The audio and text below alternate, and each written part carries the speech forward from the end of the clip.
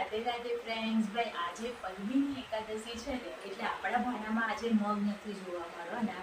આપણે આજે બનાવવાના છે ફરાળી મૂળીઓ, ફરાળી કઢી, ફરાળી બટાકાનું શાક અને સિંગોડાનો શીરો. તો ચાલો બનાવીએ. વઘાર માટે જીરું નાખશું, લીમડો નાખશું, કાચા સિંગદાણા નાખશું.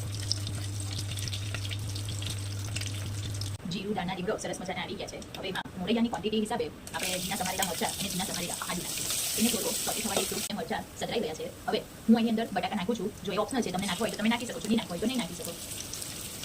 એને પણ આપણે સોટી થવા દઈશું થોડી વાર. બટાકા પણ સરસ મજાના સોટે થઈ ગયા છે. હવે આપણે છે ને તે 10 મિનિટ પહેલાં આ મોરૈયો જે તમને દેખાય છે એને ધોઈને પલાળીને રાખ્યો હતો. હવે આપણે એને એડ કરી દઈશું પાણી સાથે.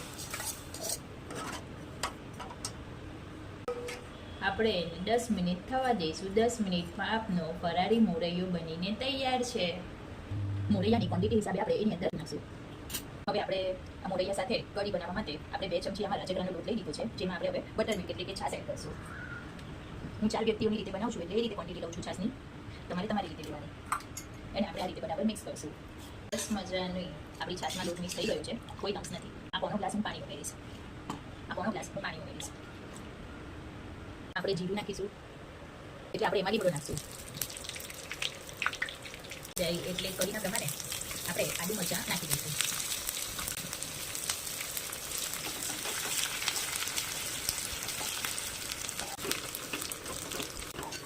હવે આ જે આપણે વઘારેલી છે તેને આપણે કઢીમાં નાખી દઈશું. એની અંદર ઉબાલ આવે ત્યાં સુધી એને આપણે ઉકાળી દઈશું. રેડી છે આપણી મોરૈયા સાથે ખાવાની કઢી. ગરમા ગરમ મોરૈયો. આપણે 2 ટેબલસ્પૂન ઓઇલ લઈશું, નાખશું, લીમડો નાખશું અને દાણા નાખશું. આવી ગયો છે એમાં આપણે આદુ મરચાં નાખી દઈશું. સ્વાદ અનુસાર આપણે સિંધો મીઠું નાખશું. સતરાઈ ગયા છે એમાં આપણે કાપેલા બાફેલા બટાકા નાખી દઈશું. હવે એને સારી રીતે મિક્સ કરી દઈશું. સરસ મજાની આપણી ફરાળી કઢી પણ તૈયાર છે. જો એમાં પણ ઉબાલ આવી ગયું છે અને રેડી છે. આપણને બનીને તૈયાર છે. એક નાની પાટી સિંગોડાનો લોટ લીધો છે, એમાં આપણે 2 ચમચી ઘી નાખીશું.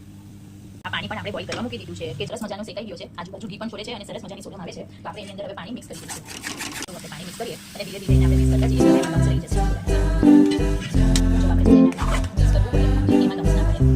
હવે આપણે એમાં ખાંડ ઉમેરી દઈશું. જે ખાંડ ઉમેરી આ સિંગોડાનો શીરો સરસ મજાનો રેડી થઈ ગયો છે. હવે એમાં તમને જોઈતા કાજુ બદામ તમે ઉમેરીશું.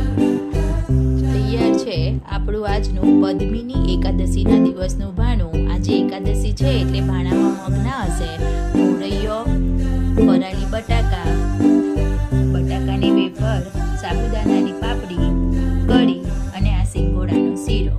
જય શ્રી કૃષ્ણ, રાધે રાધે. તમને જો મારા બ્લોગ જોવાના ગમતા હોય તો લાઈક, કોમેન્ટ, શેર કરતા જજો.